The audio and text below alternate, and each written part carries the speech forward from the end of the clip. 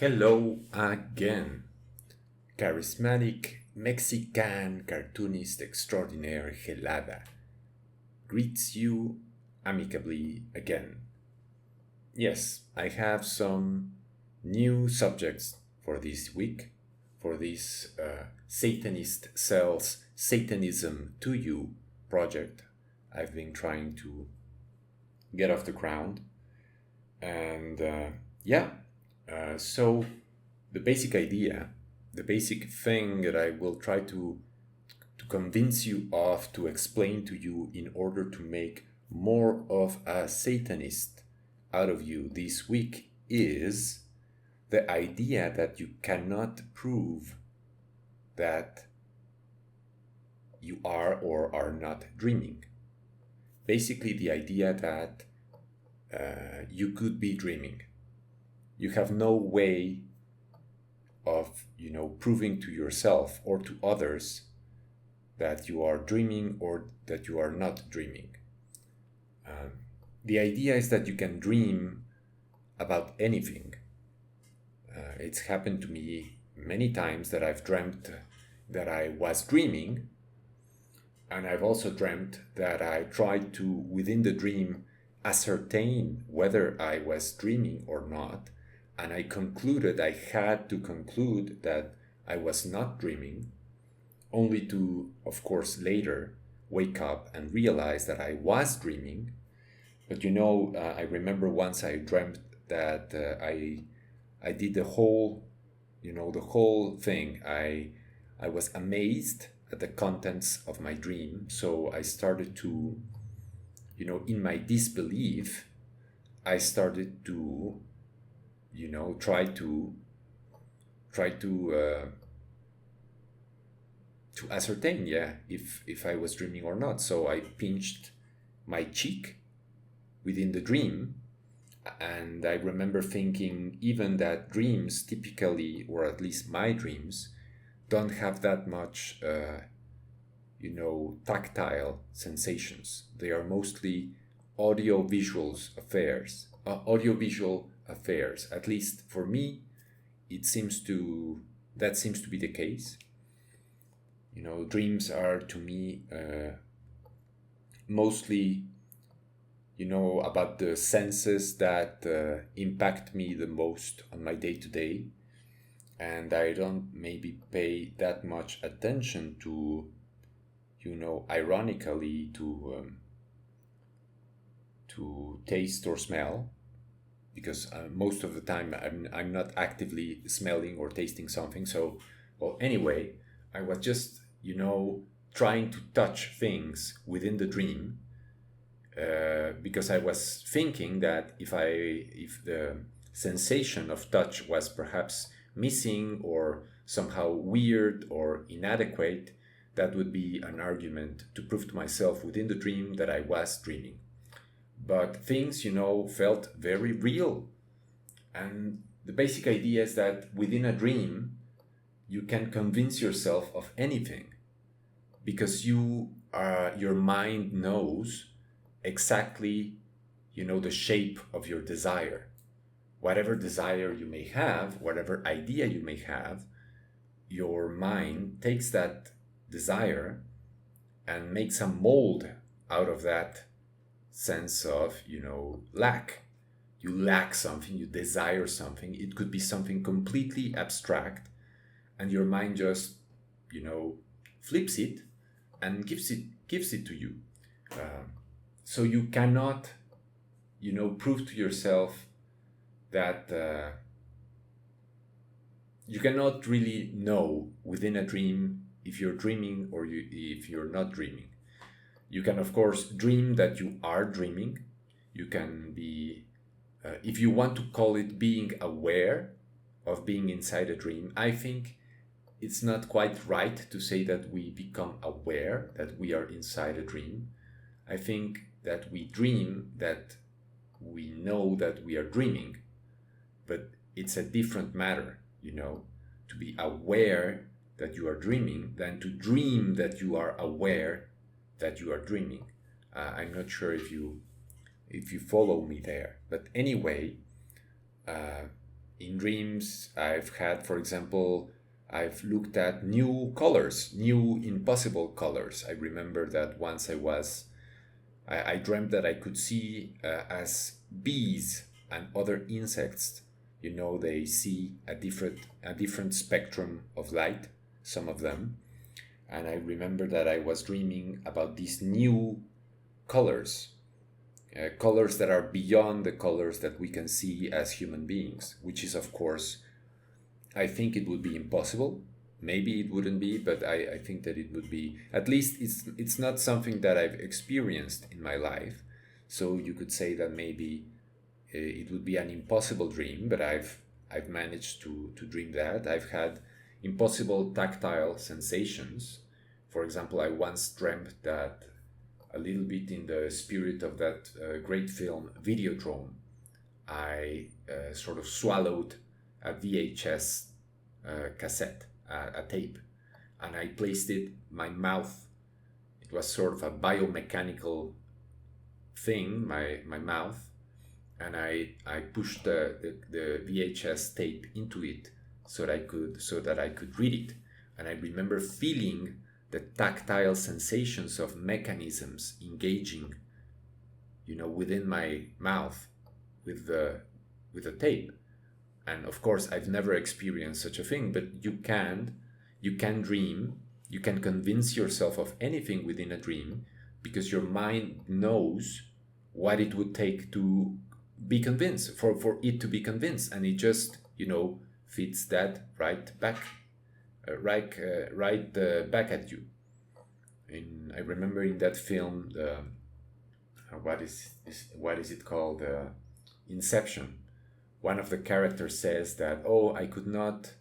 He's meeting his wife, or within a dream, and he says to her, or basically she calls her wife false, and says she's just something that he's imagining, but that he's unable to imagine, his wife in a satisfying way, that he cannot produce a simulation of his own wife. And of course, you can dream that you are unsatisfied with an aspect of a dream, but if he wanted to dream about meeting his real wife, then he would be utterly and completely convinced that the person, or the character that he's meeting in the dream, is the real thing. Because again, your mind knows what it would take for it to be convinced, and is able to just feed it back to you. And I've had many dreams like that. Dreams, for example, where I have different memories. For example, that I remember being somewhere for a long time. Dreams where a lot of time elapsed. Anyway, all sort of impossible dreams you can have. I dream a lot of weird dreams because I'm very influenced by fiction. So I have a lot of very original, very creative, very strange dreams in a lot of different directions. And I dream, for example, that many characters at the same time. Or I dream in first person and then in third person, as if I was in a video game. So the idea is just that dreams are sort of all powerful. And that means that, you could always be dreaming. You have no way to prove that you are not dreaming, actually. And that is really an idea that is very powerful, and has very powerful implications for what, reality and life really means. Since you are the one, people always say that, oh, you are not the center of the reality, or you are not the center of the world doesn't revolve around you. But no, it very, very clearly does revolve around you. Just as, for example, the world of a video game often literally is simulated around the presence of the main character. The computer often does not, for example, process whatever it is that you are not looking at, that the camera is not looking at, to, be economical about its resources. So reality does, orbit around you. You are the center of reality. Reality is, at the end of the day, something that you are perceiving. I am of course saying you. I could put the word you in air quotes. The idea is that you are a character within your dream. And of course, right now, you're thinking that you're listening to my voice, you are listening to another's voice, but it is, of course, a phenomenon within your mind. So it is really as much a part of you as your own body. Your own body, your own reflection in the mirror, everything about your senses and thoughts, you can sort of perceive as something external. You can say, these are my thoughts. And there you have made a division between the person, the idea of the person that is observing his own thoughts and the thoughts that are being observed. And so, this idea that we cannot prove to ourselves or really to others that we are or are not dreaming is very much related to this other idea about being the center of the world, of being, the nature of the world being one where there is no idea of external authority or what people typically call the objective, because everything is technically, structurally subjective, in the sense that everything is something that orbits or that is perceived by a subject. You understand that. If I tell you that there is this thing that you cannot think about and that you cannot touch and that you cannot interact with, and it cannot be, its existence cannot be proved, etc., etc., well, then what is it then?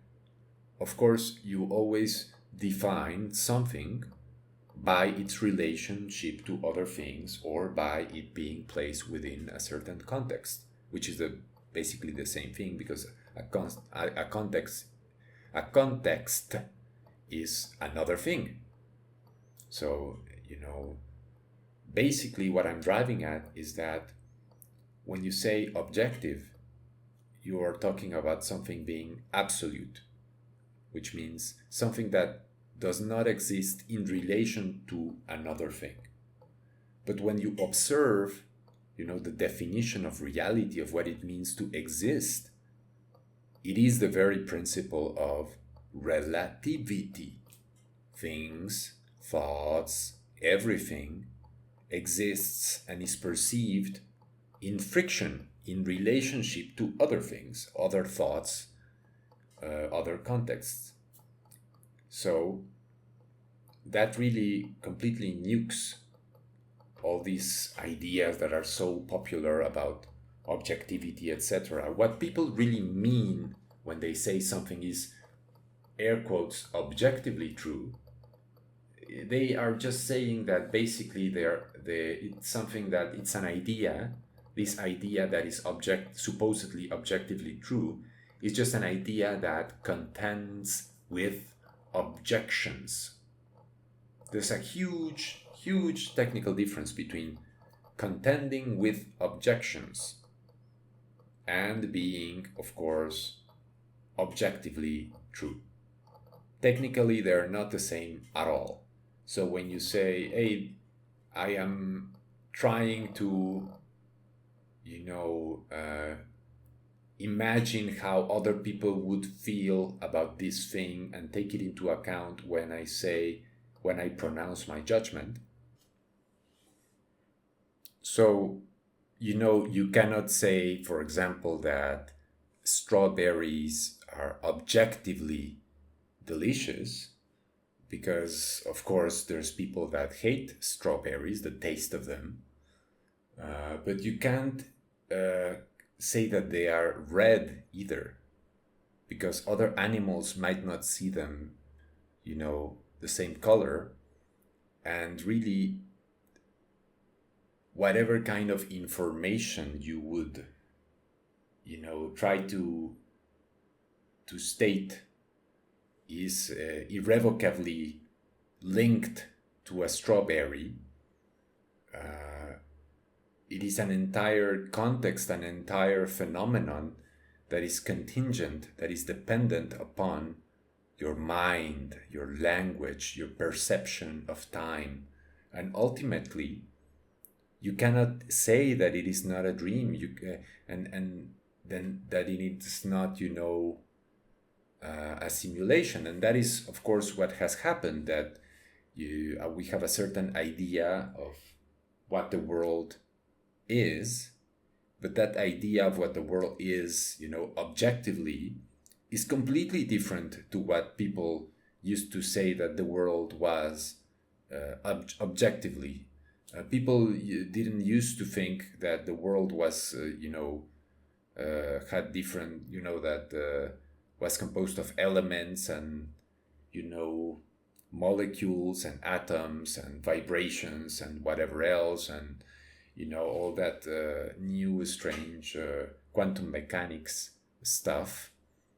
The basics, the basic idea of what existence is has evolved and will likely continue to evolve, and forever, because there is no, since the mind is a process and existence is a process and is intrinsically relative, it is ever shifting, ever moving. Nothing ever stays still, because everything is by definition a process and by definition relative. So there's no such thing, as objectivity in a world whose core defining feature, principle rather, is relativity. And that, of course, means that, there is no, like I said, there is no final truth, there is no objective truth. Even if there was, we wouldn't be, able to touch it. We wouldn't be able to perceive it in any way, really. And since our minds are based on, language and interaction between neurons and just relativity, even if everything we know about our brains and about reality is different, the objective, the absolute could not hide there in that new hypothetical world, because the very structure of existence, of meaning, is predicated upon this principle that things exist only in relation to each other. Whenever you talk about the existence of something, about its traits, its features, you're talking about its relationship to a context, its relationship to other things, the friction. Your senses are all about friction, about waves of sound, banging against your eardrums, light, of course, clashing and rebounding in all directions, and a chain of cause and consequence. Cause and consequence is already, of course, two things, so it's already something that is relative. So this whole idea of objectivity, which is, of course, the core idea of external truth, meaning, or external authority, meaning God, and all of that universe is nonsense, is tangibly nonsense. You can just check, you can just see it for yourself, understand it for yourself. So I really hope you decide to outgrow that shit, you know, because the world needs us all to outgrow it. It really does.